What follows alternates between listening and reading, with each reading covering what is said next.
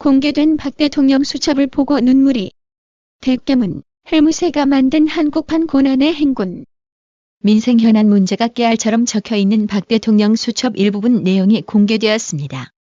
현장에서의 목소리를 직접 적은 것으로 보이는 수첩을 보면 참으로 가슴이 아픕니다. 단지 언론에 난 기사들로 탄핵소추장을 만들어 멀쩡한 대통령을 불법 탄핵시켜 대한민국을 쇠락의 나락으로 이끄는데 대한민국 국민 모두가 동참했다고 해도 과언이 아닐 것입니다. 차명진 전 자유한국당 의원은 판사 새끼들아 사기치려거든 일관되기나 해라. 그래야 상대가 속아주는 척이라도 하지라며 정황 증거만으로 유죄를 선고받은 박 대통령 경우와 달리 물증 증거가 없다며 김경수 경남지사 구속영장 기각을 빗대어 좌편향적인 사법부의 일그러진 법집행에 핵직구를 날렸습니다. 박근혜 대통령 1심 재판에서 김모 판사는 직접 증거도 없이 정황 증거만으로 유죄를 선고했다. 당시 판사의 긴 판결문에는 구체적인 상황 묘사가 하나도 없다. 대신에 박 대통령과 최순실, 안종범, 재벌들의 드러난 행위들을 시간순으로 늘어놓고 거기에다가 안종범이라는 간신의 진술을 양념으로 팍팍 뿌린 후 그 모든 행위들 사이에 박근혜의 음모와 욕심에서 비롯되는 필연적 인과고리가 있는 것처럼 단정했다. 그리곤 박 대통령과 최순실이 공모를 했다. 재벌들이 박 전 대통령에게 묵시적, 명시적 청탁을 했다고 땅땅땅 방망이를 두드렸다. 김경수 영장심사에서 박모 판사는 인과관계가 너무나 분명한 정황 증거들을 무시하고 직접 증거가 없다는 이유로 영장 불가 판결을 했다. 김경수가 느릅나무 출판사에서 킹크랩의 시연을 직접 참관하고 승인했다는 드루킹과 그의 일당들의 진술은 서로 일치하고 앞뒤가 들어맞는다. 얼마 후 김경수가 드루킹에게 홍보해달라며 인터넷 기사 10개를 인스타그램으로 보냈다. 김경수는 처음에 드루킹을 많은 지지자 중에 하나라고 했다가 나중에 그의 일당에게 샌다이 종영사직을 제안했다고 수없이 말을 바꿨다. 그러나 박아무개 판사는 CCTV와 녹음 등이 없다는 이유를 들어 김경수와 드루킹이 공모했거나 공동범행했다고 단정할 수 없으며 김경수가 현행 도지사이기 때문에 증거인멸도 안 할 거란다. 그래서 풀어주란다라며 누가 봐도 형평성을 완전 상실한 판결 내용을 비교하며 지적했습니다. 이런 개막장 법집행에 대한민국 국민은 어떤 법을 따라야만 하는 거죠? 정권의 거수기 노릇을 하는 사법부는 답변을 내놓아 보시죠.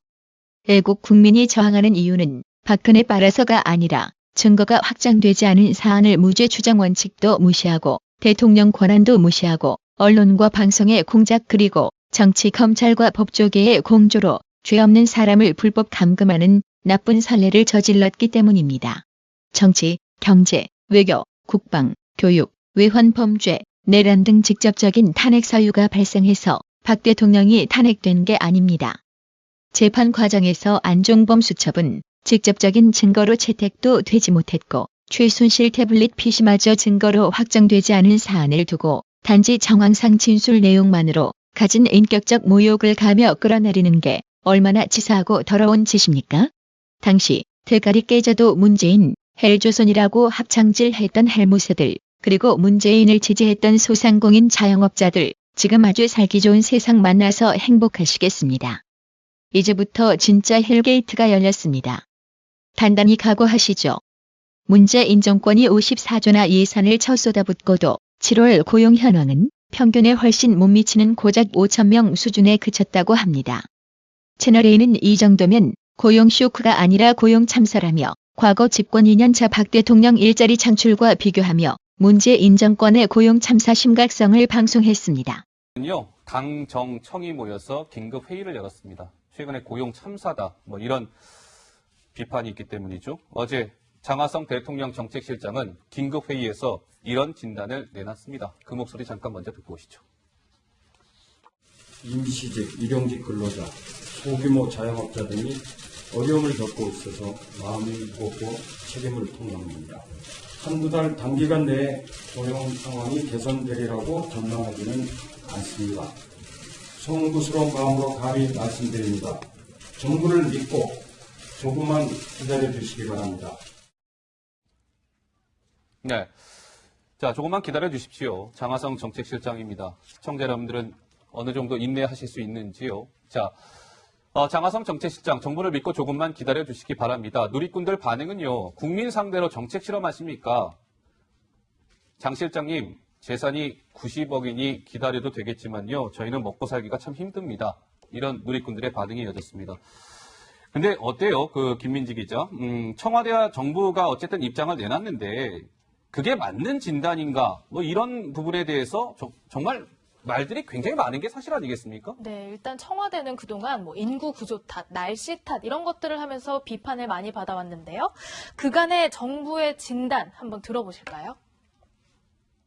비가 와도 일자리 걱정이 있다고 해요. 이 강수량하고도 상관관계가 있다는데 이거 어떤 얘기인가요? 5월 달에 봄비치고는 꽤 많은 양의 비가 기억납니다. 계속 내렸고 네네. 그때는 뭐 천둥 번개도 있었겠으니까 그렇게 되면 이제 야외나 실외에서 하는 작업들이 일단 멈추게 됩니다. 그러니까 그 영향이 상당 부분 5월달 지표에도 영향을 미쳤을 거라고 보입니다. 네, 참 이 단기적 지표에 이 강수량도 영향을 준다. 비정관님 비 많이 오면 또 걱정되시겠어요? 비가 오면은 좀 고용에는 마이너스고요. 네. 날씨가 좋으면 좀 플러스 영이 됩니다. 네, 참 하늘의 사정까지 고려를 하셔야 되는. 2월달에 그 강추위와 폭설로 인해서 기온이 크게 하락했었습니다. 그로 인해 이제 경제활동 저하 이런 것들도 취업자 수 증가폭 둔화에 영향을 준 것으로 보이고요. 방금 보신 것처럼 날씨 탓을 하기도 하고요. 인구 구조 탓을 하기도 하고요. 또 공무원 시험이나 자동화 탓을 하기도 했거든요. 그야말로 핑계 돌려막기다 이런 비판까지 나왔어요. 조 부장님. 네. 우선 날씨 탓. 이것만 가지고 좀 말씀을 드리면요. 네. 다른 나라까지 가지 않겠습니다. 우리와 굉장히 가까이 있는 일본만 하더라도 일본. 우리보다 더 습도도 높고 더웠거든요. 근데 일본이 최고의 호황을 누리고 있고 그래서 아베 정권 같은 경우에 굳건합니다. 오죽하면 민주당 전직 의원의 한 손자가 우리나라에선 취업이 안 되다가 일본에 취업이 됐어요. 그래요? 네. 거기선 지금 대학만 나오면 사람이 없어서 구할 수 없는 그럴 지경까지. 일본은 우리보다 더 더운데 말이죠? 그렇습니다. 예. 자, 그렇다면 어제 일요일 날 당정청이 회의를 열었다. 굉장히 이례적인 거죠? 예. 당정청이 일요일 날 이례적으로 회의를 열었다. 그러면 정책이 변화하는 것이냐? 당연히 기대를 갖게 되거든요. 그런데 거기에서 정책 변화는 없다. 국민 여러분이 기다려달라. 이렇게 얘기를 했습니다. 그리고 나머지 부분에 대해서는 세금을 더 투입해서 한번 계속 추진해 나가겠습니다. 예. 이렇게 되니까 굉장히 국민의 한 사람으로서 그냥 너무하는 것 아니냐. 예. 이런 생각이 들 수밖에 없는 거죠. 자, 이제 청와대의 진단은 힘들지만 조금만 참고 기다려주세요. 청와대가 열심히 하면 곧 좋아질 겁니다. 이런 얘기인데요. 한번 짚어보겠습니다. 지난달 취업자가요, 1년 전에 비해서 얼마나 늘었는지를 아마 보시면 글쎄요, 생각이 좀 달라지실 수도 있을 것 같습니다. 안건우 기자가 설명해 드릴까요? 네, 이번에는 뭐 고용 쇼크라고 표현을 흔히들 하는데 고용 참사라는 표현이 더 어울린다는 분석이 나오고 있습니다. 자, 올해 취업자 증가 추이를 볼까요? 2018년 33만이었던 게 2월에 10만대로 떨어지고 나서 계속 증가를 거듭합니다. 그러다 7월에 5천 명까지 떨어집니다. 이게 얼마나 안 좋은 수치냐면요. 지난해 월평균 대비 월평균 그러니까 증가 추이 대비해서 63분의 1 수준입니다. 얼마나 많이 줄었는지 아시겠죠? 자, 그러면 이런 고용 참사 성과가 없는 가운데에서도 우리가 재정에 투입하는 재정은 얼마나 늘어났는지를 보면 문제의 심각성을 알 수가 있습니다. 2017년 17조 원 이상을 투자를 했거든요. 그런데 2018년 올해는 19조 원 이상을 투자할 것으로 19조 원 이상을 투자할 것으로 그렇게 나오고 있고요. 전망치 그러니까 17조 원하고 19조 원 이렇게 증가분을 감안을 한 전망치입니다. 2019년 내년에는 21조 원 이상이 될 것으로 추정하고 있습니다. 그야말로 엄청난 예산이 투입이 될 예정인 거죠. 느낌이 좀 오십니까? 그러니까 보통 평균적으로 한 달에 한 30만 개 정도 일자리가 생겨야 정상이거든요. 평균적으로요. 근데 지난달 5천 개 일자리 늘었다는 겁니다. 30만 개, 5천 개. 그 차이가 좀 체감이 되시는지요? 그래픽 한 번만 좀 보여주시죠. 자, 집권 2년차 7월입니다. 지난달이죠. 일자리 성적표를 한번 비교해 보겠습니다. 문재인 정부는 지난달 7월에 일자리 5천 개 증가하는데 그쳤다라고 말씀을 드렸죠. 박근혜 정부 집권 2년차 때는 50만 5천 개가 일자리 증가했습니다. 그러니까 100배 차이입니다. 특정 정권과 저희가 비교하려고 하는 건 아니고요. 그만큼 지금 일자리 증가폭이 매우 더디다, 숫자가 낮다. 뭐 이런 부분을 말씀을 드리는 거고요. 이해찬 더불어민주당 당대표 후보는 19일 고용 쇼크와 관련해 국회에서 기자간담회 질의응답에서 임시 방편으로 문제를 해결하려 해선 안 되고 성장 잠재력을 높여야 근본적으로 해결이 되는 건데 이명박, 박근혜 정부 때 매우 약해져서 이 같은 결과가 나왔다며 전 정권 탓을 했는데요. 해당 기사에 올라인 누리꾼들은 딱 좌파 수준이라며 안 그래도 이런 소리 언제 나오나 했다며 역시 재벌은 개 못 준다더니 남 탓하고 있구나라며 잘하고 있다고 냉소적인 반응을 보이고 있습니다. 추미애는 8월 20일 민주당 최고위원회에서 소득주도 성장 성과 거두려면 고통스럽지만 인내해야 한다고 했는데요. 한마디로 기가 막힙니다.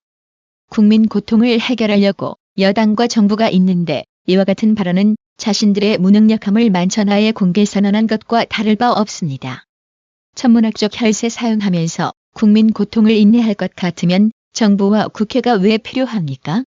이런 경제 폭망과 고용 쇼크에 문재인 정권과 좌파 정치권은 그저 국민에게 인내하고 기다려달라고 하고 있습니다.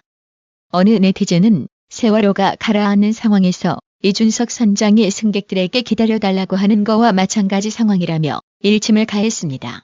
자유한국당 소속 김문수 전 재선 경기도지사는 지난 8월 17일 문재인이 주재하는 여야정 상설협의체에 한국당이 참여해 들러리 살 때가 아니라고 일침을 날렸습니다. 그는 첫째 문 대통령은 한국당을 적표 세력으로 몰아서 박근혜 전 대통령과 이명박 전 대통령을 모두 감옥에 가둬놓고 아직도 추가 별건 수사를 계속하고 있다고 지적하며 문재인은 김정은과 얼싸안고 우리 민족끼리 열을 올리며 북핵 폐기와 북한 인권에는 뒷전이라며 문재인뿐만 아니라 더불어민주당도 강령을 받고 북핵 위협이라는 말을 빼버렸다고 상기시켰습니다. 정권 잡기 전 4대강 만들 돈으로 일자리 100만 개 만들겠다던 문재인.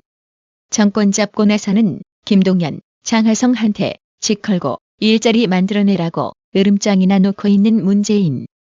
이에 누리꾼들은 자기가 지금의 경제팀을 중용해놓고 자신은 직을 걸지 않고 남 보고만 직을 걸어라고 한다며 조소하고 조롱하고 있습니다. 최민기님, 정우진님, 이명희님, 구독료 후원 진심으로 감사드립니다. 시청해주셔서 감사합니다. 구독은 꼭 눌러주세요.